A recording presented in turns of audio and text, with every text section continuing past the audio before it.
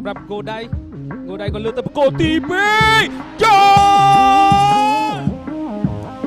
សនាបាទរូបជាបានជួបដល់កោងចុងខាងកណ្ដោមួយក្បាលនេះលើកបាល់មកកោងស្អាតស្អាតមួយក្បាលរបស់តាវតុង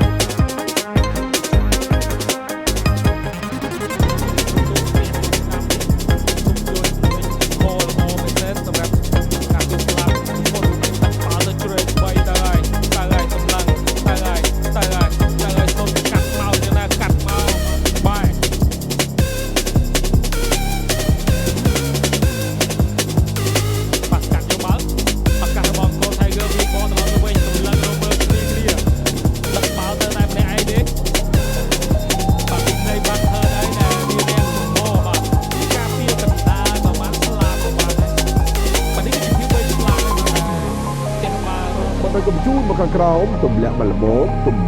មអុយតាគូតូដល់ចែកទៅបន្តឲ្យតាគូតូលើកមកហើយទត់មកជើងស្ដាជ័យបាទយើងអាចមើលឃើញបាទកៃឡាកោបំរុងតាគូតូជាអ្នកទត់ទឹកបាទដូចជាពីបាត់អំបាកាដែរបាទមិនថាចូលក្នុងជាតិបាទទៅថាទីប៉ាបាទគឺមានបាត់វិន័យបាទច្រើនតម្រឹងបាទចឹងបាទត្រូវការឯកសារច្រើនឥឡូវយើងទស្សនាបាទការសម្រុករបស់កូនហើយ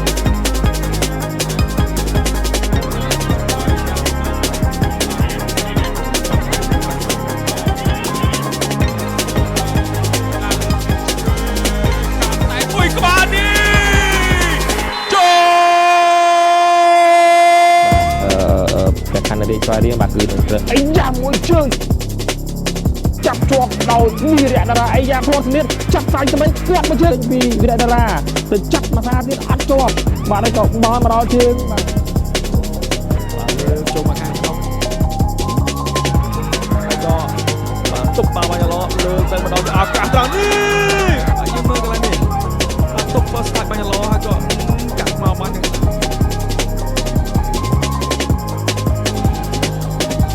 បាទទុកមួយសិនឆ្កឹះផុតរកឱកាសក្នុងការបញ្ជូនល្អមែនតើឱកាសកន្លែងនេះបែរបានអាសាណូបញ្ជូនទៅគ្រាប់បាល់ទី3អូរត់មកស្លាប់ស្ដាំមកតាកូតូការបញ្ជូនជាបន្តមកដល់សុគ្រីសូហ្វានបាទតាកូតូវិញបញ្ជូនមកដល់តៃកាគីតាជីម៉ាបញ្ជូនចាក់ឡើងដល់គីរីណា